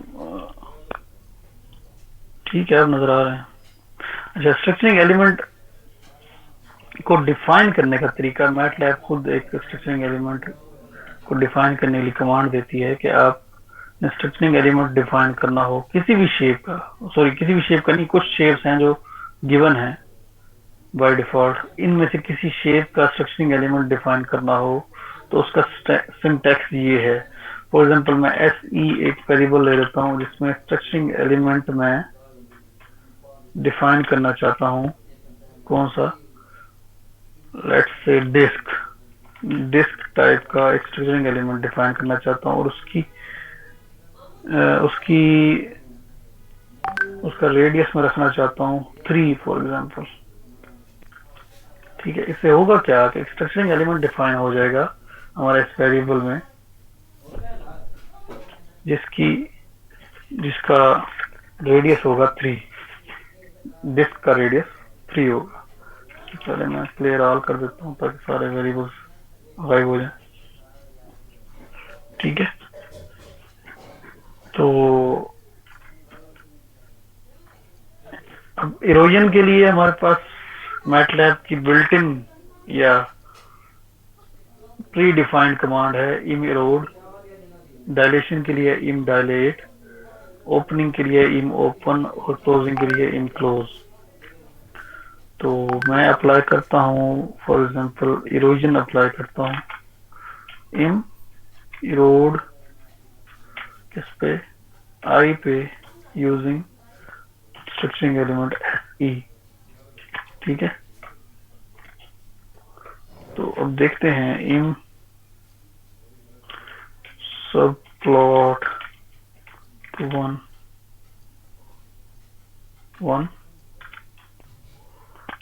show original image subplot 212 show हीरोइन का रिजल्ट। ठीक है, तो मैं F5 प्रेस करता हूँ तो देखते हैं हमारे पास किस तरह की चीज आती है। ये इस तरह की चीज आ गई हमारे पास। इसको मैं 1-2 कर देता हूँ ताकि हॉरिजॉन्टल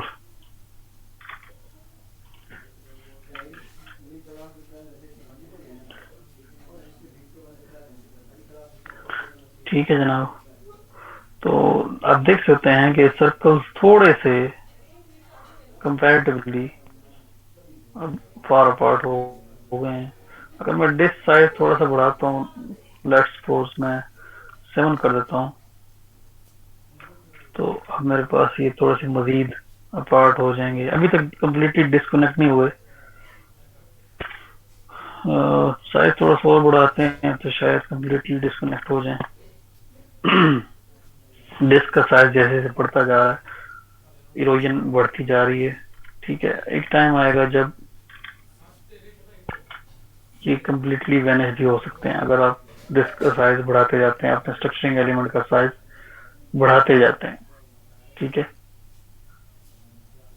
तो अगर मैं साइज का कर दूं फॉर एग्जांपल 17, देखते हैं अभी ऑब्जेक्ट्स बाकी रहते हैं। अब ये कुछ डॉट्स रह गए हैं। दैट मीन्स के ये जो सर्कल्स आपको नजर आ रहे हैं इस ऑब्जेक्ट में, इनका रेडियस अराउंड 17 है। अगर मैं 19 करता हूं तो आई होप सो के सारे का सारा इमेज गायब हो जाएगा। दैट मीन्स के 17 और 19 के दरमियान कोई इनका रेडियस है इन सर्कल्स का। ठीक है, तो मैं 11 रखता हूँ ताकि मेरे पास इरोजन का प्रॉपर कोई रिजल्ट आए। ठीक है, ये इरोजन का रिजल्ट आपके सामने है कि आपने डिफरेंट ऑब्जेक्ट्स को अगर अलग करना है, उनके दरमियान कनेक्शन को रिमूव करना है, तो आप इरोजन इस तरह से अप्लाई कर सकते हैं। ठीक है, इस तरह अगर आपने डायलेशन परफॉर्म करनी है तो इस पे डायलेशन परफॉर्म करने का कोई खास रिजल्ट नहीं आएगा। डायलेशन हम परफॉर्म कर लेते हैं इस पे blobs.png पे। blobs.png एक और हमारे पास फिगर है blobs.png। इस पे मैं अप्लाई करता हूँ डायलेशन।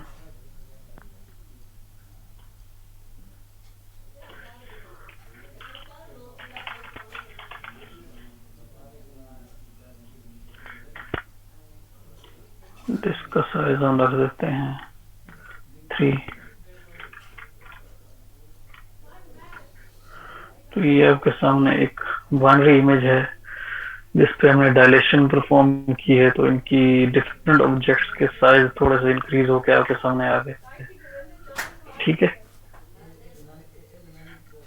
तो ये प्रिमिटिव ऑपरेशंस हैं कुछ इरोजन डायलेशन, जिनकी एग्जांपल मैंने आपके सामने रखी कि कुछ बाइनरी इमेजेस पे आप इस तरह से परफॉर्म कर सकते हैं।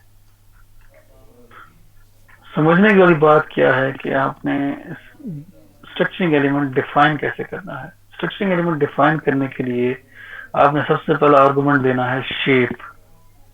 अभी हमने जो एग्जांपल की मैटलैब में, तो मैंने शेप दी है डिस्क। अगला आर्गुमेंट था मेरा उसकी डिस्क का रेडियस। तो डिस्क वाली शेप देने के लिए आपको रेडियस देना होता है। और एक और चीज होती है, वो आपने हेल्प में से देखना है। हेल्प में से कैसे देखना है? हेल्प में से इस तरह देखना है कि हेल्प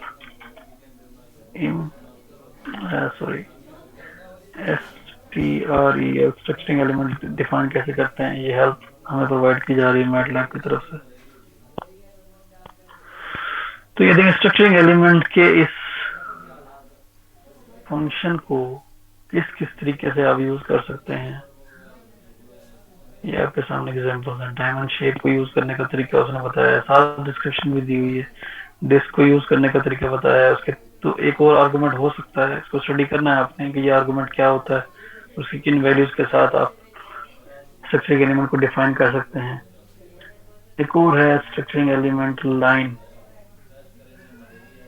इसको डिफाइन करने के लिए आप उसकी लेंथ देते हैं और उसकी डिग्री देते हैं। डिग्री मतलब एंगल होता है, ठीक है। इस तरह ऑक्टागोन है, इस तरह रेक्टेंगल है, इस तरह स्क्वायर है, स्फीयर है, क्यूब, क्यूबॉइड। ये डिफरेंट स्ट्रक्चरिंग एलिमेंट हैं जो डिफाइन कर सकते हैं आप ऑटोमेटिकली। ऑटोमेटिक वे है स्ट्रक्चरिंग एलिमेंट की शेप को डिफाइन करने का, ठीक है। स्ट्रक्चरिंग एलिमेंट डिफाइन करना आना चाहिए आपको, बाकी सारी चीजें हो ही जाएंगी, ठीक है।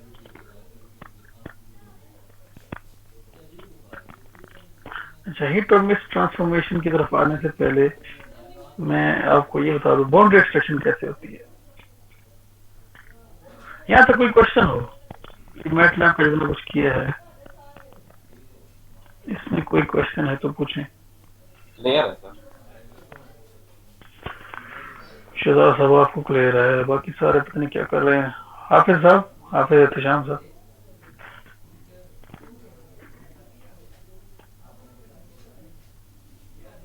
जी सर। एहतशाम साहब, ये मोहसिन साहब।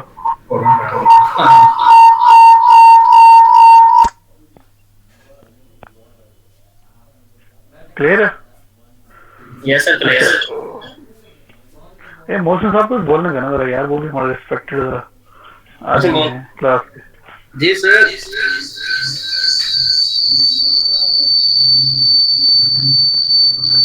बंद कर ले यार, माइक बंद कर ले, ठीक है। अच्छा, अरसान इजाज साहब के दो अकाउंट आ रहे हैं। अच्छा खैर,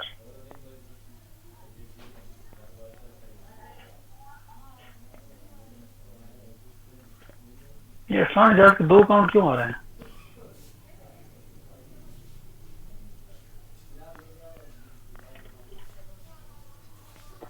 ये सिस्टम और मोबाइल दोनों तो कनेक्टेड नहीं है। अच्छा जनाब, ठीक है।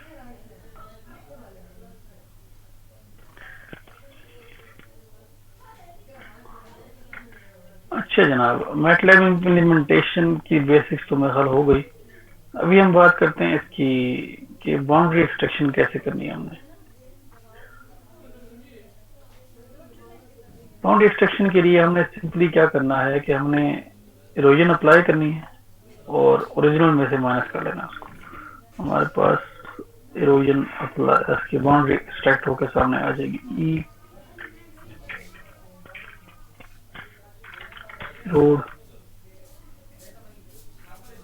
तो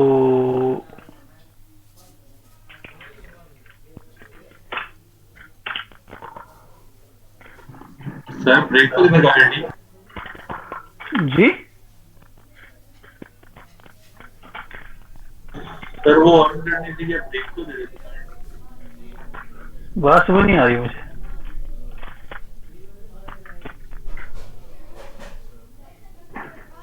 सर ब्रेक दे देते, काइंडली ब्रेक प्रोसेस।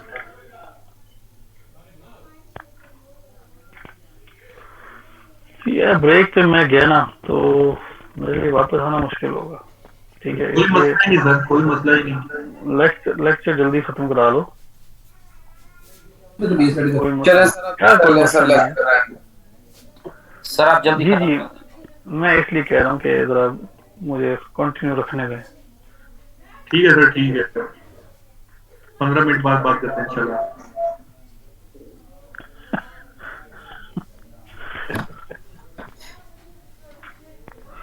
अच्छा,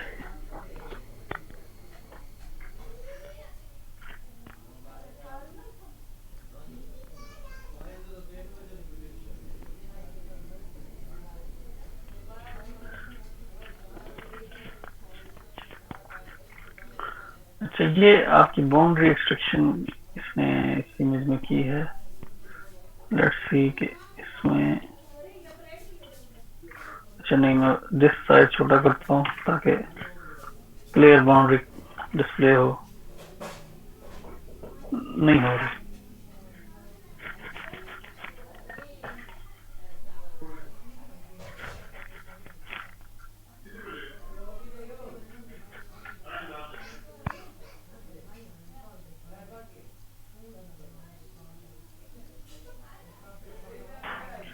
अच्छा जनाब, तो किसी ऐसे इमेज को उठाएं हम जिसकी बाउंड्री हम देख सकें। चलो सर्कल्स को ही देख लेते हैं।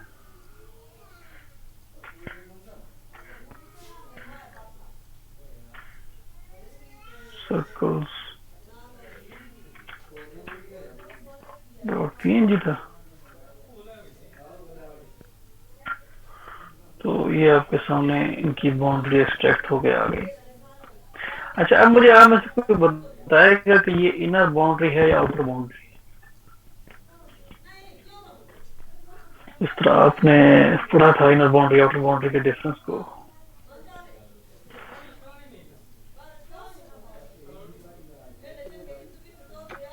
सर ये आउटर होगी क्योंकि इनर इरोजन से इनर बाउंड्री पे इफेक्ट पड़ता है आउटर बाउंड्री पे?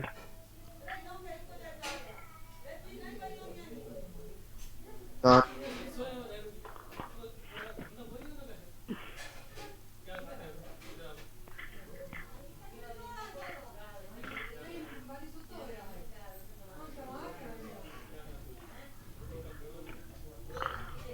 अच्छा, चलो इसको बाद में डिस्कस कर लेते हैं। बाउंड्री एक्सट्रैक्शन का आइडिया आपको सिंपली क्लियर हो जाना चाहिए कि क्या होती है कि इरोजन का जो रिजल्ट होता है उसको ओरिजिनल इमेज में से माइनस कर लें तो आपके पास बाउंड्री आ जाएगी।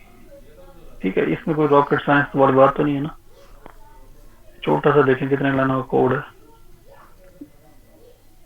1 2 3 4 लाइनों का कोड है, अगर आपको समझ आया तो। ठीक है जी सर। अच्छा, इसी तरह अगर इनमें से किसी इमेज को आपने लेके किसी और इमेज को, फॉर एग्जांपल कैमरामैन को देखना है, तो क्योंकि हमारे इमेजेस सारे रीड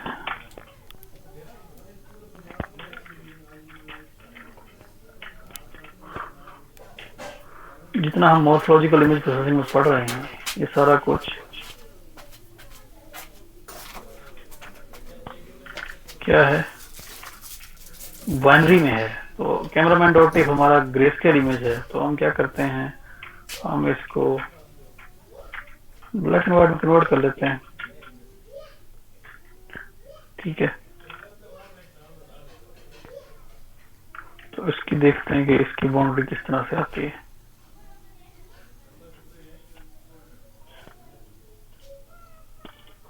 तो कैमरामैन का ब्लैक एंड व्हाइट वर्जन लिया हमने और उसको उसकी बाउंड्रीज को इस तरह एक्सट्रैक्ट कर लिया। ठीक है, तो कुछ लोगों को लास्ट लेक्चर में भी ये इतराज था कि आपने इसकी कॉम्प्लीमेंट को क्यों नहीं लिया, तो इसका कॉम्प्लीमेंट भी ले सकते हैं आप।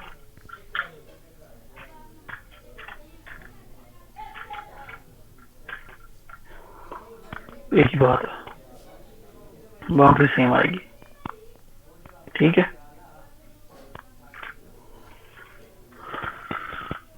तो बाउंड्री एक्सट्रैक्शन का अगर आपको कोई टास्क मिल जाए तो इसमें कोई मुश्किल नहीं होनी चाहिए, आई होप सो। ठीक है,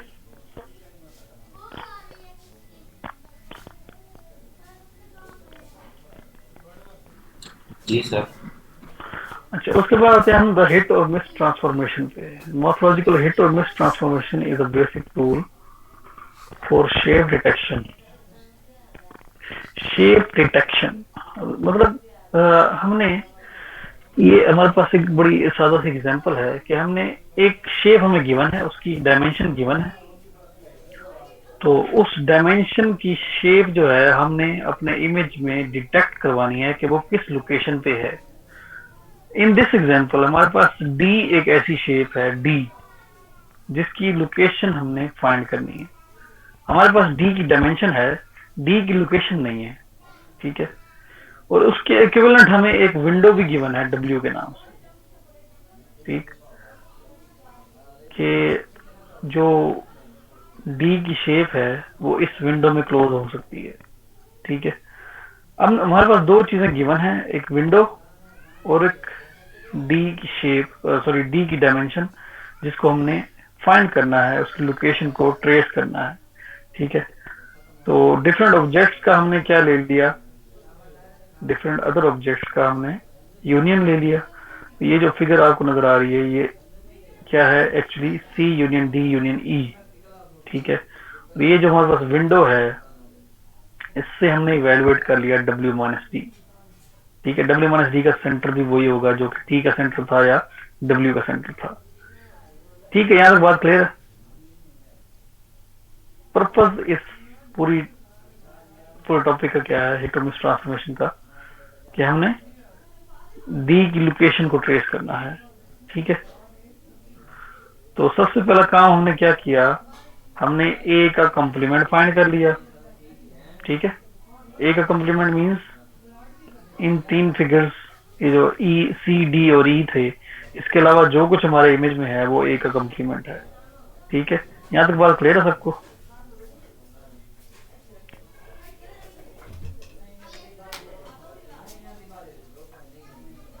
या नहीं क्लियर? मेरी आवाज आ रही है सबको? जी सर क्लियर। जी सर क्लियर है, आ रही है। इसी तरह हमने इस इमेज में, ये जो इमेज है ये एक्चुअली क्या है, ए कॉम्प्लीमेंट, ये जो ए कॉम्प्लीमेंट था इमेज, इसके ऊपर हमने प्रोसेस किया क्या, W माइनस डी को एज ए स्ट्रक्चरिंग एलिमेंट लेके हमने ए कॉम्प्लीमेंट पर अप्लाई कर दिया। उसके रिजल्ट में हमें क्या चीज मिली है, ये जो शेडेड रीजन है ये, और एक ये डॉट जो कि डी का सेंटर है, और एक ये लाइन, ये जो बच गई लाइन। ठीक है,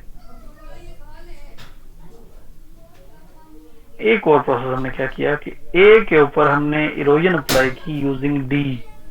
डी क्या चीज है, जिसकी लोकेशन में ट्रेस करनी है लेकिन उसकी डायमेंशन हमें पता है। उस डायमेंशन को लेके हमने स्ट्रक्चरिंग एलिमेंट बना के इसी ए पर हमने अप्लाई कर दिया क्या, इरोजन।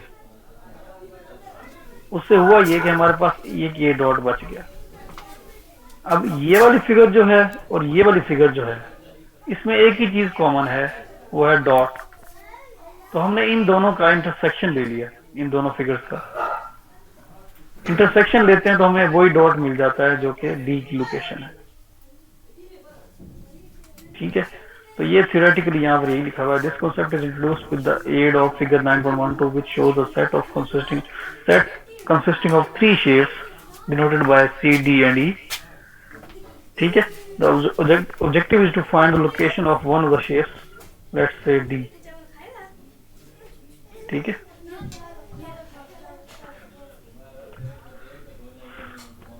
किसने ज्वाइन करना है? कोई नहीं है, ठीक है।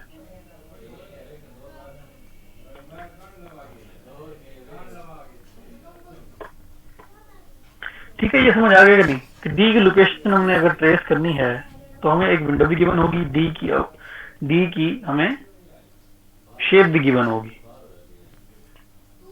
ये डायमेंशन कह रहे हैं, सॉरी, डी की डायमेंशन हमें गिवन है और एक विंडो गिवन है। उस इन दो चीजों को यूज करते हुए हमने डी की लोकेशन डिटेक्ट करा ली इमेज में से। कोई कंफ्यूजन हो यहाँ तक? यही तक हमने पढ़ना है आज। इसमें कोई कंफ्यूजन है तो पूछ लें। नो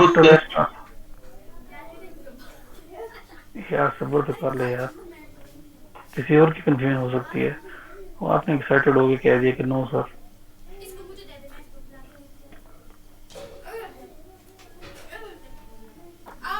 सर मुझे ना ये दरमियान वाली डायग्राम जो है नीचे, तो वो क्लियर नहीं, क्योंकि हमने इरोजन डी अप्लाई किया हुआ है। हाँ, डी ये शेप है, सॉरी ये शेप जो गिवन है हमें, जिसकी डायमेंशन हमें गिवन है, इसी को हमने अप्लाई कर दिया इसके ऊपर, इस इमेज पे, इसके ऊपर इरोजन के तौर पर। सही। तो एक डॉट बच जाता है, और ये जो शेप का ये जो रीजन बच गया है वो इस वजह से बच गया है क्योंकि सी की डायमेंशन डी से ज्यादा है। अगर आप लेंथ वाइज देखें तो विड्थ वाइज भी ज्यादा है। तो इसके रिजल्ट में हर उस जगह पर डॉट बच जाएगा इमेज में जिसकी डायमेंशन डी के इक्वल होगी।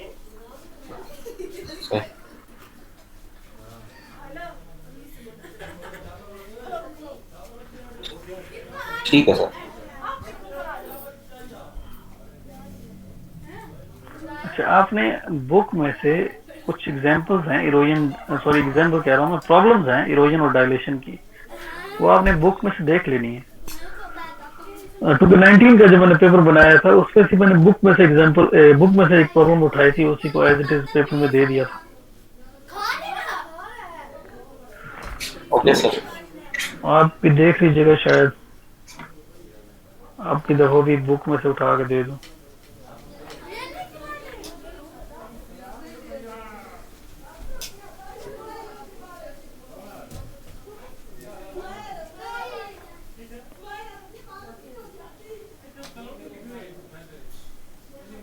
है कोई क्वेश्चन किसी का? No sir. ये प्रवाद के लिए तैयार बैठा सारे।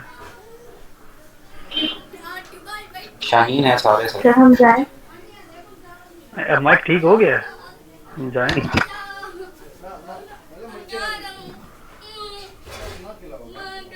अच्छा, अब फिर जवाब नहीं। सही है सना जी। हाँ जी, थोड़ा सा बता सकते जी, आप थोड़ा सा बता सकते हैं कि बुक में से हमने कौन कौन से चैप्टर्स कवर कर लिए हैं स्लाइड्स के तौर पे? Chapter 9, chapter 6, chapter 3, chapter 1, chapter 2। ये मिड्स सर मिड का कितना सिलेबस इंक्लूड होता है फाइनल में? 100%। 100%। सर जी सर वो तो भूल जाते हैं। ऐसा ना करें प्लीज, थोड़ा ऑल डिपेंड्स ऑन टीचर। मेरे मुताबिक 100% है। सर आप तो अच्छे हैं काफी टीचर। सर आप तो हमारी बात को समझते भी हैं, अंडरस्टैंड करते हैं। सर हमें आपसे बहुत उम्मीदें हैं। सर आप भी स्टूडेंट हैं सर। सर हम आपको बहुत पसंद करते हैं। स्टूडेंट की फीलिंग सर स्टूडेंट समझ सकते हैं सर, आप भी स्टूडेंट हैं। जी सर, इतनी तारीफें सुनने के बाद इंसान बोल पड़ता है। जी जी, आदत हो गई, अब अरसा हो गया।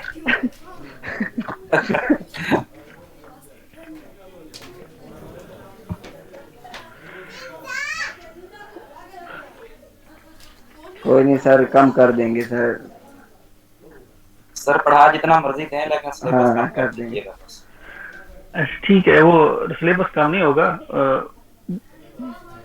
सिलेबस जितना है वही है, क्योंकि मैंने मिड के बाद बहुत कम पढ़ाया है अभी तक। सर सिर्फ नहीं, अभी आगे सर एक लेक्चर सिर्फ नहीं हमारा, बाकी तो पढ़ते रहे। मजीद भी तो पढ़ना है ना, अभी तो टाइम पड़ा है। हाँ जी पढ़ेंगे ना इंशाल्लाह, देखेंगे उसको। फिर अभी आखिरी लेक्चर करने वाली बातें हैं, अभी बैठ कर रोने लग गए हो। अभी से उम्मीदें बांध ली हैं, अभी आपसे बड़ी उम्मीदें हैं। और उम्मीदें शुरू से होनी चाहिए। उम्मीदें शुरू से नहीं होनी चाहिए, ज्यादा तकलीफ देती हैं। उम्मीदें होनी नहीं चाहिए। सर हमें पता है ना, आप हमें मायूस नहीं करेंगे, इसलिए हम आपसे उम्मीद पे दुनिया कायम है फजैल भाई। नहीं, मैं आइसक्रीम बेचता हूँ, मायूस नहीं करेंगे। मैं क्लास के रखता हूँ। सर जैसे आपको ठीक लगे वैसे कर लीजिएगा सर, हम तो ग्रेड के लिए नहीं आए, काम सीखने के लिए आए। मुबशिर साहब, आप तो ना ही बोला करें यार, आप माशाल्लाह से काफी एक्सपीरियंस है मेरी क्लासेस में। इसलिए तो बोलते हैं। नहीं, ये जब ये बोलता है तो मुझे समझ आ जाती है क्या बोल रहा है।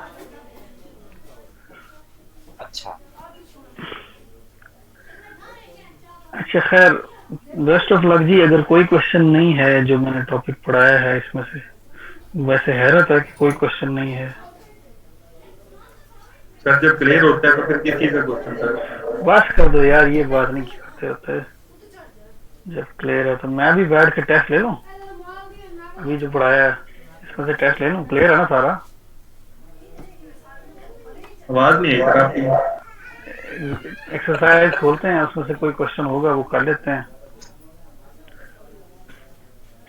टेस्ट माइक खराब हो गया। सर एक्सरसाइज तो आपने करवाई नहीं, अभी क्वेश्चन तो कोई नहीं है किसी का, इसका मतलब क्लियर है सबको।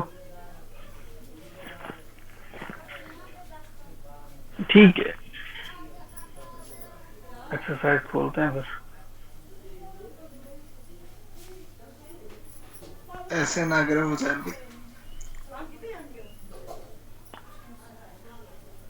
सर स्लाइड से कोई क्वेश्चन नहीं, एक्सरसाइज से हो सकता है, वो अभी हमने देखी नहीं है ना। हाँ जी, वो समझाना ही होता है ना स्लाइड में। अब मैं सारी बुक तो कवर नहीं कर सकता स्लाइड में, है ना।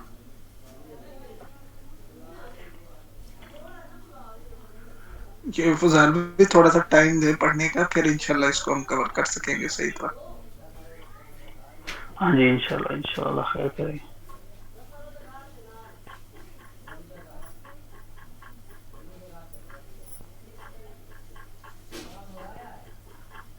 अच्छा, ये आपके सामने जी क्वेश्चन है।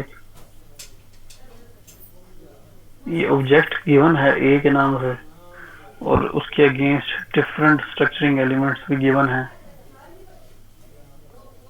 तो मैं टेस्ट ले रहा वैसे बता रहा हूँ कि इस तरह के क्वेश्चन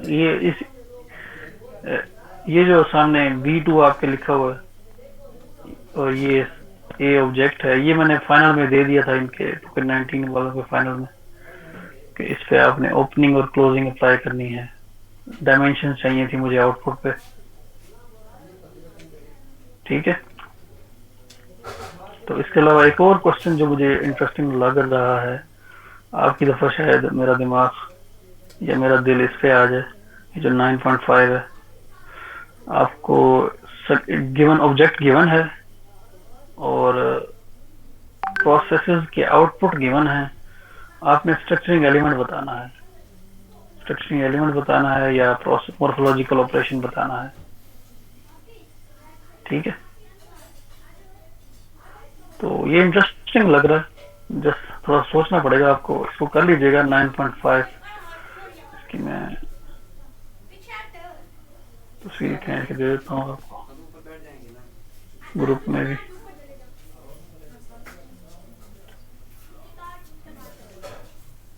काम आ जाएगा, याद भी रहेगा आपको कि मैंने बताया था क्लास में कि पेपर पॉइंट ऑफ व्यू से ये इम्पोर्टेंट है। फिर ना कहना दसिया नहीं, अननोन दे दिया आपने। जिस तरह अभी एक मोहतरमा कह रही थी स्लाइड से लेना, स्लाइड से बुक थोड़ी कराई है आपने।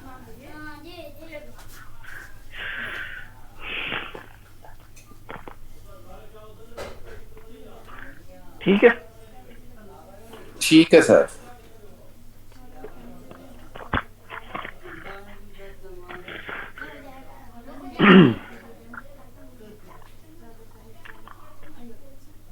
कोई क्वेश्चन या बंद करें?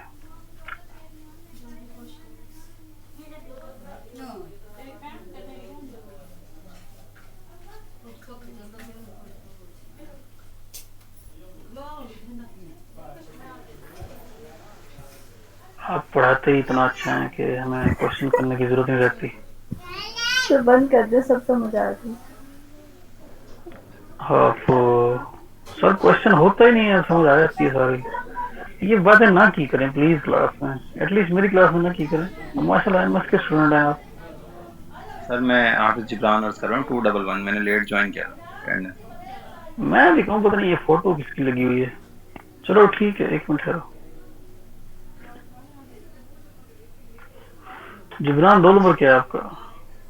ठीक है, ये लो जी। सर मेरी भी लगा दें 224। 224 आपकी पहले किसने लगवाई है प्रेजेंट?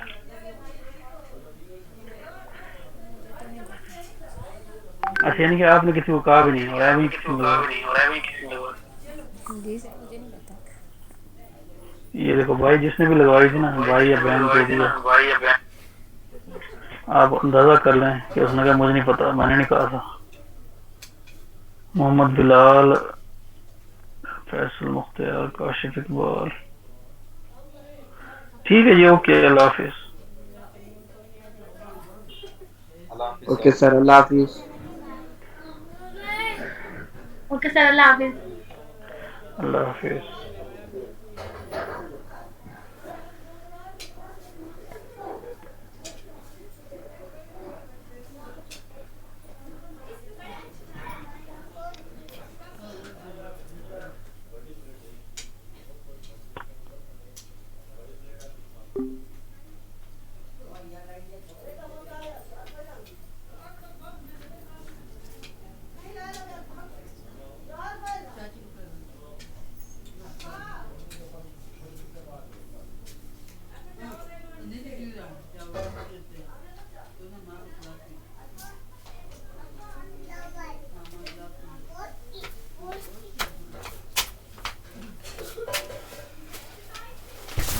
गीता